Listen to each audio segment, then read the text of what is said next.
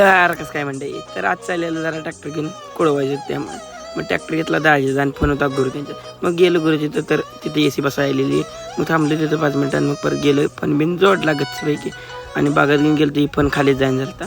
हायड्रोलिकचा काय प्रॉब्लेम झाला तर काय माहीत. परत दाजीनं फोन लावला तर गुरु यायला लागलेलं आमच्या बागेत आणि परमून बागेला पाणी सोडलेलं आणि गुरुन त्यातनं गाडी घातली आणि काय गाडी अडकली. गाडी बाहेर काढायला गेली तिथनं गाडी बिडी बाहेर काढून आलं. तेवढ्यात पण चालू झाला. मग चालू केला आपला दणका. मग मस्तपैकी कुळवायला सुरुवात केली. तण काही नव्हतं तरी पण जरा कळून घ्यायचं कारण की जरा हवा मोकळी खेळती राहत्या. जरा गच्चपैकी पण बिन मारून घ्यावं म्हटलं आणि मग परत आणि झाला प्रॉब्लेम. परत आणि ते खालीच जाईना.